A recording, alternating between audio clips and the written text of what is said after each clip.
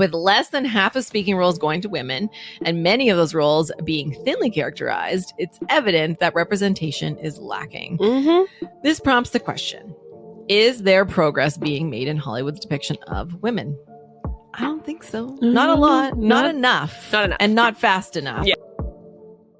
Welcome to The Scariest, brought to you by Raise Her Co. I'm Sky. And I'm Talitha. We are proudly broadcasting from Treaty 4 territory, as always. And in each episode, we tackle the alarming, inconceivable, questionable, shocking, and scary statistics relating to, impacting, and intervening with the lives of women and girls worldwide. You'll hear the scary truth, take away tools and tips, and learn what you can do about it.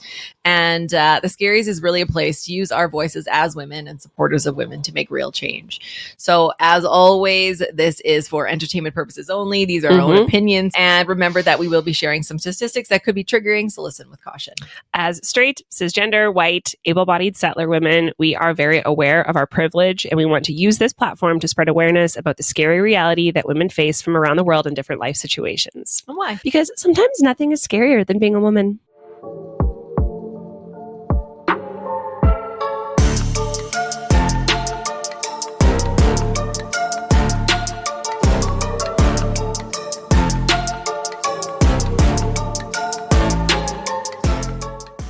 Hello, Scaries fam. Welcome back to another episode of The Scaries. We have a very eye-opening, but fun and upbeat, I would say still, episode for you today. Coming in hot right off of the awards season. And awards, I mean the film awards, the music awards, all the awards. It seems like all we hear, all we talk about in the media, honestly, for the past months. I feel like since Barbie came out, it's all we hear. The world is all about movies, actors, the box office, what's happening, who or what, who offended who. List goes on. And we know really that the media has served as the cornerstone of societal transformation, reflecting and shaping a particular time's political, social, and cultural norms. It has a huge impact, whether or not we want to believe it. And this characteristic makes it an effective tool for sharing messages to the wide audience. That's why those TV ads are big dollars. Oh, yeah. So while traditional media like newspapers and TV and radio and posters really lead the discussions on these issues, and social progress, the film industry is sometimes overlooked in its contribution. It's not just entertainment. It really does have an impact on the societal shifts and the trends and what's being said and what we think. Very much so. Movies can influence sharing ideas about love, religion, family, and society at large. They can bring together people, but they can also reinforce stereotypes that exclude some groups. When we examine the film industry through social theories, it shows how women are often actually unfairly represented on screen and off screen, and why this happens. The film industry, particularly in the realm of top-grossing theatrical releases, has historically been dominated by men behind the scenes, a trend that persists today. In 2023, only 18% of the 100 top-grossing films featured more female than male characters, and 5% of films had equal numbers of female and male characters. What? Only 5%? Yep. How? So if we're going to do the math here, this meant that a whopping 77% of movies had more male than female characters in speaking. Last year. Yeah. What the heck? Yeah, in speaking roles. So like, I mean, there might be like a bunch of women like in the background, but speaking roles specifically, they actually have something to say.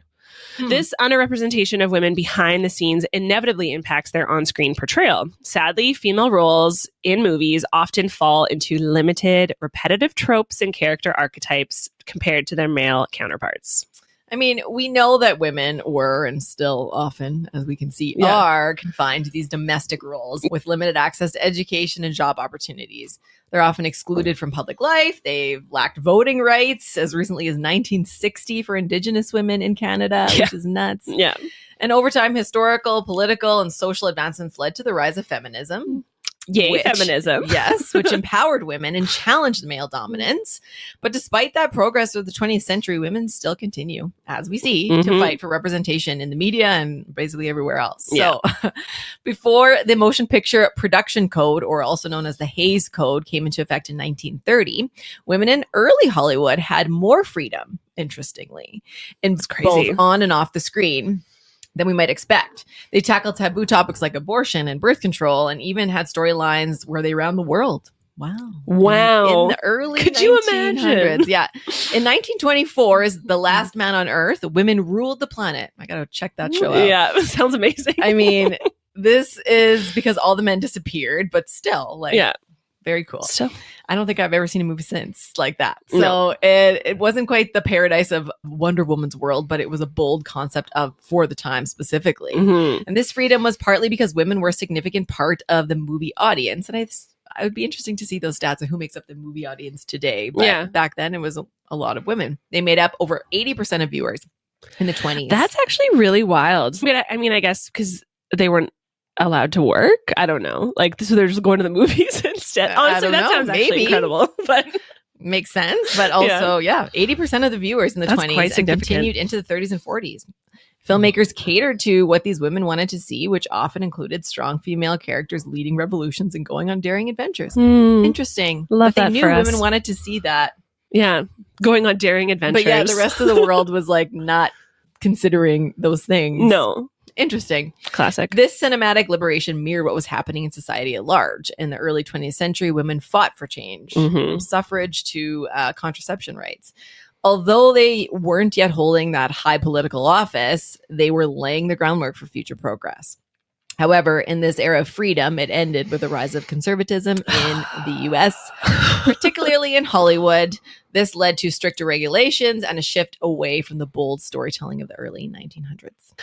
Oh, the fen never lasts for us, does it? Never. So it's no secret that Barbie, I know we have not stopped talking about Barbie, and we probably won't stop talking about her, but it's no secret that Barbie had a significant cultural presence in 2023, which created an illusion of increased female character representation in films that year.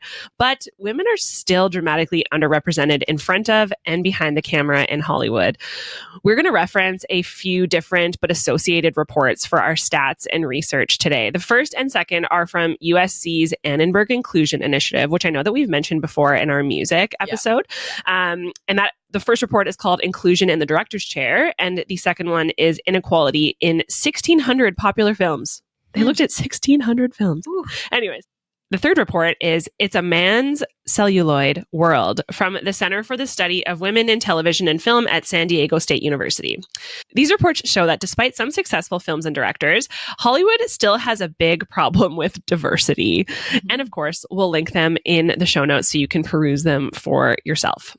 So starting in front of the camera, according to the most recent It's a Man's Celluloid World by Dr. Martha Lausen, who is the executive director of the Center for the Study of Women in Television and Film at San Diego State University, revealed a decline in the percentage of women in speaking roles from 37% in 2022 to 35% in 2023, including just a 0.1% transgender characters.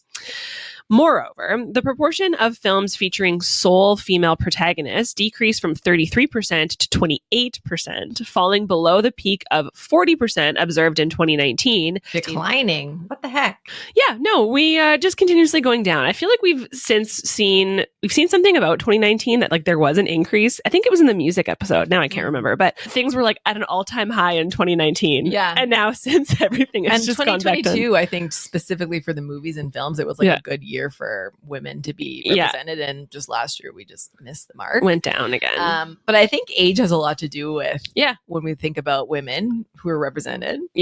How old are they? And so if we dig into that, female characters tend to be younger. Shocker.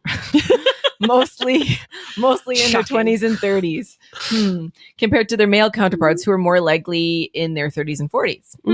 The study found a sharp decline in the percentage of female characters from their 30s, which is 30%, to their 40s, which is only 13%, while male characters saw a decrease only in their 50s. So in this study, Dr. Martha pointed out the significant decrease in the population of female characters around the age of 40 as they get older. Despite notable performances by actresses like Jane Fonda and Diane Keaton and Rita Moreno in films like 80 for Brady and Book Club, The Next Chapter, Book Club. So good. I love that show.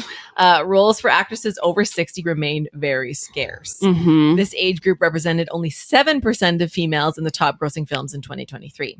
well below the proportion in the US population. Dr. Martha also emphasized that limiting the portrayal of older female characters also limits their potential to depict personal, political, and professional empowerment as they age. Yeah, it's like women don't just go away when they A, get pregnant and have a family, and B, when they age and turn 40, they don't their just children disappear. Are older. It's like, what are they doing? I think we talk so much about representation, and I think really often in like these types of things, it's forgotten about, like women who are, I would say, of a certain age.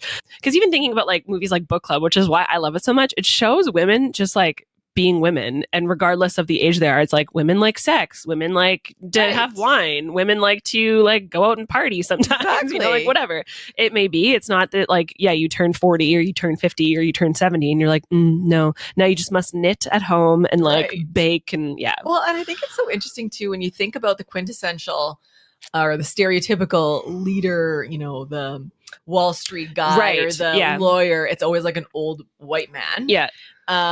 But you're not seeing those leader roles, and we're seeing more female, like, you know, executive roles, but they're still very youthful. Like the only one I can think of is The Devil Wears Prada. Where she's a little bit she has gray hair. You know what I mean? Yeah, where she's like an older. She's even actually considered like a movie trope where she's like hard, kind of like asexual, like and of course is a bitch into a certain thing. Like it's not just like I'm just a successful person. It's like no, she's like obviously has some mental and health that was 20 issues. Years ago. Can you believe it? No, it was the 20-year anniversary of Devil Wears Prada, like this year, I think, because it just came on Netflix as like a reminder. It's a 20-year anniversary. God, it's like one of my favorite movies of all time. But we were only 10. But back 20 years ago when it was like early 2000s. It was like crazy to see a woman who's that age in that role. Of course, she's always going to be a bitch. And when we think about this, I can go on about this for days, but think about Disney movies. Who's the villain? It's always a woman. And always an old lady woman. Always a woman. And this evil stepmother, the Maleficent, the Yzma, like it's always a woman, and it's always to this princess who doesn't have a mom, only a dad. And like, what is this about? And they're mad at her because the princess is youthful. Like that's why they're like, we hate her because competitive thing that we've been painting into our culture forever. Anyway, we go on forever, but so many issues we need to get over and move the dial on. But deeper into this report, the inequality in 1600 popular films shared similar casualties for women. Despite the massive box office success of Barbie, which we all know grossed $1.4 billion. Insane. The study authors emphasized that Barbie's success isn't enough for optimism. Unfortunately, one film can't represent progress for the whole industry, even though I think it was like the cast was like a very high percentage of females or like at least an equal mix. This year's study results show an industry that seems indifferent to diversity and inclusion efforts. Very sad. Very, very true. So moving behind the camera, even though Greta Gerwig's Barbie was the highest grossing film in 2023, women are still not getting enough opportunities to direct in Hollywood, which is where the next Annenberg report, Inclusion in the Director's Chair, comes in. So in 2023, a total of 116 directors were attached to the top 100 grossing films, domestic films. Domestic, I think, is considered technically US, but like I think North America is an overall kind of picture of that. 14 or 12.1% were women, and 102 or 80% were men. This is a gender ratio of 7.3 males to every one female hired. So even though films directed by women did very well in 2023, as we know, there hasn't been a very big change overall. Women still only make up 22% of all directors, writers, producers, and other important roles in the top grossing films. In fact, in over 15 years, the percentage of women in top directing roles hasn't even increased by 10 points. What the heck? Yeah. The situation is not much better for diversity in general. Even though studios promised to be more diverse after the Black Lives Matter protests in 2020, they still aren't making many films by people of color. The number of directors from underrepresented groups hasn't really changed from 2022 to 2023, and only a small percentage of women directors are women of color. Additionally, the number of films led by women of color decreased from 18 to 14. While this is an improvement from the study's origin in 2007, where there was only one, it still indicates significant underrepresentation. Well, we're both mamas and our kids consume media like it's going out of style. Unfortunately, that's just the way of this generation coming up. Yeah. And so we thought it'd be interesting to include some information about children's shows. We kind of Mhm. touched on it a little bit in these Disney movies. Yeah. But when we drill into it, nearly half of the human characters in TV shows targeted at older children are women, but the representation of female characters diminishes significantly when we consider non-human characters, so the animals, which constitute the majority of children's TV due to the prevalence of animation. So only 32% of animal characters are female. 32%, bringing the overall percentage of female characters, including both human and non-human, to 35%, which is similar to the stat about women in film, just in general. These female characters, human and non-human, often fall into stereotypical roles, of course, with girls frequently depicted as blonde team members or pink or purple, rather than the leaders of the show or the pack. And their appearance often dictates their personality traits on the show. Interesting. Very much so. While the representation of positively portrayed females characters in children's TV is improving, the situation changes as children grow older. Teenage girls are more likely to encounter sexualized portrayals of female characters in media and witness unfair treatment on social media and see unrealistic body images. Oh, just what they mean, hey? Exactly. Female characters in film are often sexualized with the script stage, with the descriptions emphasizing physical attractiveness over their qualities. And I would say, like, even at a younger age now, we're seeing more sexualized. Girls are more aware of media's influence on them compared to boys as well, with a significant percentage considering themselves highly influenced by TV and movies in the terms of their appearance. I believe it. I absolutely believe it. Just thinking back to like some of the TV shows that I know our kids both consume and some of the newer ones. So like there's the ones that have been around for a while, but some of the newer ones, like I know I've touted how much I love the show, but Bluey. Oh, I love Bluey. Bluey is absolutely incredible. And for the longest time, I mean, I didn't sit down and watch it for, long periods of time, but like I didn't know which gender, if Bluey was gendered at all, for a really long time, because it's just like she is a girl. They say that, but like I didn't. Blue, but she's blue and like loves like sports and loves and going on adventures and like all of these things. So like they never really gendered her in one way or the other, and her sister Bingo. And I think that that's just such an important lesson, and like that's where animation and shows should be going. Is that it's like kids are just kids. Let them just whatever. And love them. Anyways, we covered the physical presence of women in front of and behind the camera, but what about how they're portrayed? In this modern day and age, the world finally seems to be starting to understand that female stereotypes are offensive and not really entertaining. But not everyone in Hollywood. Slowly but surely are we getting there? I don't know.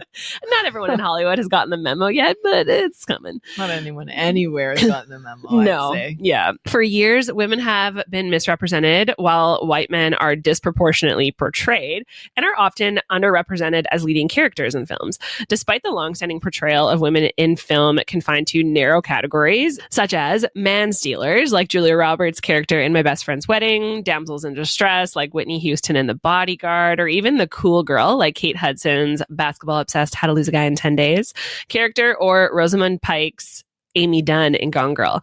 And we even talked about the other one with like that kind of like asexual, hard bitch type that is Prada. In Devil Wears Prada. Yeah. But I actually think this cool girl portrayal is one of the most interesting for me. I think especially for like folks who are in their kind of 20s, 30s, dating, that sort of thing. Amy Dunn, the character in Gone Girl, has this full monologue that really breaks down this wild kind of quote unquote perfect woman that is seen too often when men write and or direct women in films and television. So I want to read the monologue just because I think it's like really interesting, and then we can chat about it. So the monologue that she says in full is, "Men always say that as a defining compliment, don't they? She's a cool girl. Being the cool girl means I am hot, brilliant, funny woman who adores football, poker, dirty jokes, and burping, who plays video games, drinks cheap beer, loves threesomes and anal sex, and jams hot dogs and hamburgers into her mouth while she's hosting the world's biggest culinary gangbang, while somehow maintaining a size 2, because cool girls are above all hot and understanding. Cool girls never get angry. They only smile in a chagrined, loving manner and let their men do whatever they want. Go ahead, shit on me. I don't mind. I'm the cool girl." Ooh. To me, it's like this is the idealized version of what not all men, but a lot of men would consider like the perfect woman, right? Basically a man, but in inside and Oh, a female 100%. on the outside. 100%. And like, I know even when I was like in my, early 20s and like trying to find myself and all of that, I absolutely like tried to take on some of these characteristics of like, oh no, like I'm totally cool if like we do all this stuff, and you try to like change yourself for who you are to attract men, and it doesn't help when they are portrayed in this way. I mean, I know Amy Dunn in Gone Girl is like a little bit of a different character, but like, and I mean, I know that we're just talking about movies that are from more of our generation, but like Kate Hudson and How to Lose a Guy in 10 Days, like she was like ultimate, like so cool, bang and bod, loved like all of these things. And like, that's like what you looked up to be. But like, that's, I mean, it is realistic for some women, but not all women are like that. Like not all women love doing those things. Totally. And then I love that movie, How to Lose a Guy in 10 Days. Because as soon as a lot of her How to Lose the Guy were when she was more the female, like taking him to Celine Dion concert and like getting a dog and like making their pictures together of like their babies and calling his mom. Like those are all more feminine, stereotypical like female things. Those are, and like not necessarily her personality type in the movie. And those are the things that turned him off. Yeah. Well, many of these roles revolve around impacting other characters rather than showing their own thoughts or development. They serve to complicate the hero's journey and offer emotional support or provide motivation. With less than half of speaking roles going to women, and many of those roles being thinly characterized, it's evident that representation is lacking. This prompts the question: is there progress being made in Hollywood's depiction of women? I don't think so. Not a lot. Not enough. And not fast enough. Like, and we're going backwards like this past year from earlier. So what the heck? So there has been some progress. Yes, there always is, hopefully, with some of these stereotypes being challenged on screen. The prevalence of empowered female characters who defy these stereotypes is increasing. And despite arguments dismissing the impact of these depictions, movies and TV play a significant role in shaping societal perceptions. They do. We can't ignore that. And perpetuating stereotypes that can have harmful real-world consequences. So there's two social theories out there, the social cognitive theory and the cultivation theory. And these two theories offer insights into how audience receive gender representation in film. So the social cognitive theory suggests that media consumption shapes people's perceptions of the world. The cultivation theory, or cultivation analysis, focuses on the effects of long-term television viewing on an individual's perception of the world around them. So, for example, watching romantic films can influence how individuals view relationships. Media content can also impact a person's understanding of reward and punishment in different situations. So whether we believe it or not, movies play a huge role in what you think is right or wrong, what your ideals are, what your, what you think is what should be happening, especially in things that you haven't even gone through yet, like if you're a young person, relationships and things like that. So, oh my God. Okay. So even looking back and like when I watched To All the Boys I Loved Before with my husband, and then like moving around our house in the few days after that. And I was like, how come you don't like write me notes? And like, how come you aren't like putting your finger in my back pocket? And he was like, Talitha, like, calm down. This is just a movie. This is not real life. But I was like, I absolutely see how it can shape people's and think about fairy tales, right? Like, it's always like this is, and a lot of fairy tales and movies of the past, like Disney movies, where the woman was just all she wanted to do was get married and have a family and find her Prince Charming. We're like conditioned. Whereas now we're seeing more fairy tales or Disney movies with a female lead. It's not about finding a husband. It's like Frozen and those things. It's like, we're just gonna save the world, which is great. But anyway, interesting. No, absolutely. Yeah. So after watching numerous movies, you obviously can't help but notice the reoccurring character types. While stereotypical portrayals aren't exclusive to female characters, they often do face particularly limiting roles, evident when examining those on-screen representation statistics. A broad perspective is helpful in understanding the evolutions of women's representation. A study from the National University of Singapore analyzed Hollywood movie plots from 1940 to 2019, revealing that while female characters' roles have evolved somewhat, they often remain confined to supporting roles. For instance, while the portrayal of women as wives or widows decreased over time, the use of girlfriend and crush remained consistent, emphasizing their roles as love interests. However, There's a promising trend in the decreasing emphasis on physical beauty as a defining trait, thank goodness, suggesting a shift towards granting women more agency on screen, challenging traditional gender stereotypes. Despite some progress, women are still depicted as over-emotional, powerless, and confined to traditional roles in films. Even movies targeting female audiences often perpetuate these stereotypes. The male-dominated nature of the film industry contributes to the unequal representation, with fewer opportunities for female directors and producers. While the industry has begun to challenge gender stereotypes and offer more diverse representations, there still is work to be done. Female filmmakers provide a crucial role in providing unbiased and realistic portrayals of women, and efforts to provide them with equal opportunities are essential for promoting fair representation in film. But how can we assess representation? Great question. It's the quintessential age-old question. So there are a couple different tests that folks have created to review and assess representation in screenplays and movies. And so let's share those with you. Right. I think because, like, you know, Martin Scorsese and Steven Spielberg are listening to this podcast. Yes. So, hey, Martin. Yeah. Hey, Steven. So keep those ears open, fellas, because we have some tests that you can run on your scripts. Mm-hmm. So the first is the Bechdel test, and we mentioned this one in a previous episode. So the Bechdel test first appeared in 1985, and it was appeared in a comic strip of the dykes to watch out for. And it entered the critical conversation decades later as a barometer for considering gender representation in media. So in addition to film, the test can be applied to video games, TV shows, plays, and literature. Great. These are the 3 rules that the movies need to have to be considered and listed in the test. The movie must have at least 2 women in it. The women must talk to each other, and their discussion must be about something other than men. Interesting. So critics have reviewed and updated the Bechdel test to suggest that female characters should be named or say more than 5 words to each other and share more than a minute of screen time. Still, the 3 original rules are commonly used to test gender representation. So that's so interesting. That's one test, and you can Google the Bechdel test and see, like, get the website to see what movies There's like a lot of, also, we can put it in the show notes. There's a lot of movies that you would think would pass the test, or you would think that would fail the test, and they're like actually a little bit opposite. So when they added those kind of extra characteristics, it like changed the pass, so it rates fail. Like all the movies, and as like red, yeah, green, or yellow is like kind of getting there, hits all the marks, or doesn't. Yes, the second test is the Duvernay test. I don't know how to say that word perfectly, but this test evaluates the representation of people of color in the media and gauges whether Black and other minorities have fully realized lives rather than serving as part of the scenery in white stories. Interesting. It also seeks to encourage screenwriters and filmmakers to include complex people of color characters with their own plot lines, fully developed persons, and narrative significance in movies. And then the next one is the Vito Russo test.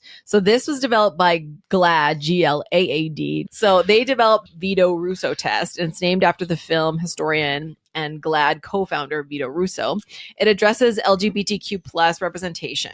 For a production to pass this test, these are the criteria. First, there has to be at least one character who identifies as bisexual, lesbian, gay, or trans. Second, the character cannot be solely defined by their sexuality or gender identity. And thirdly, the character must be integral to the plot to the extent that if they were removed, it would have a huge impact on the story. I feel like this one is really interesting because so often I feel like in women's, not directed, but like women's movies, there's like the gay BFF who but that's just all they're just the fun gay friend. Yeah, exactly. To their story. I would love to see a test that layers all of these tests. Yes. Let's look at the women. Let's look at women of color, and then LGBTQ plus, all of those intersectionalities, and then see how many movies we're left with. Oh my God, like 2. There'd be 1 or 2 for sure.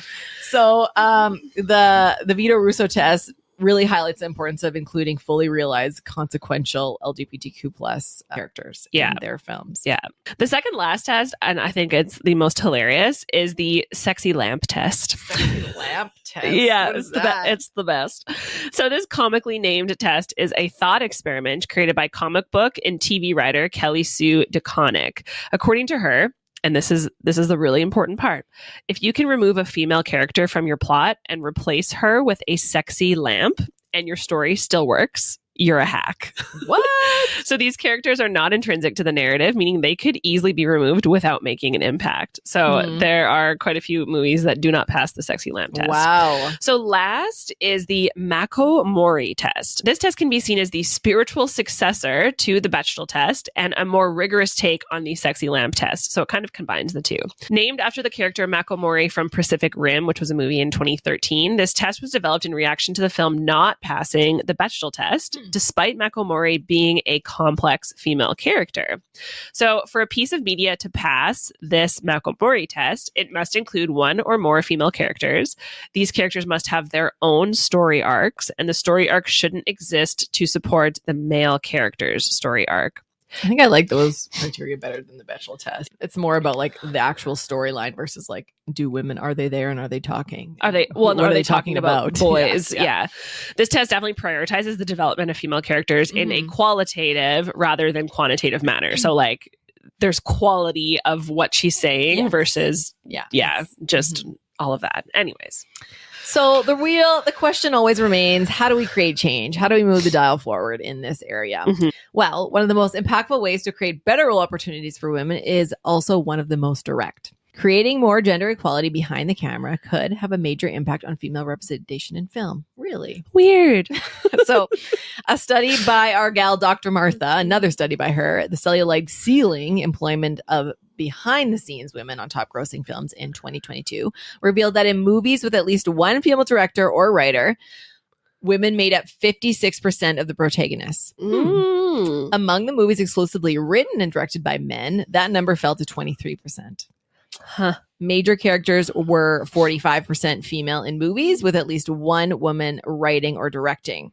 In movies with men in those creative roles, only 36% of major characters were women. So there's goes to show if women are at the helm, directing, leading, it's more likely to see more women, which no surprise there. Absolutely. So what's ahead? Well, the highest grossing U.S. film of 2024 so far is Mean Girls. I haven't seen it. I actually haven't seen it either, but I listened to all the music and I love it. So this features a predominantly female cast. And when we look ahead, notable box office releases led by women include Godzilla and Kong, The New Empire with Rebecca Hall, Furiosa, a Mad Max saga with Anya Taylor-Joy, A Quiet Place, Day One with Lupita Nyong'o, and Wicked with Ariana Grande and Cynthia Erivo. I'm so excited for Wicked. There's some really cool ones coming up. Yeah.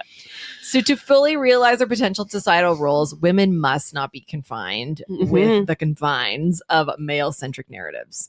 Media stands as a crucial agent in empowering women, promoting awareness of their capabilities, and challenging male stereotypes and patriarchy and dominance, and driving further societal transformation. Absolutely. Focusing on addressing the representation gap in film is important for striving towards a fairer future, but there are also more direct methods to promote progress. Initiatives like scholarships and professional mentorship programs, are actively encouraging women to pursue roles in behind-the-scenes filmmaking.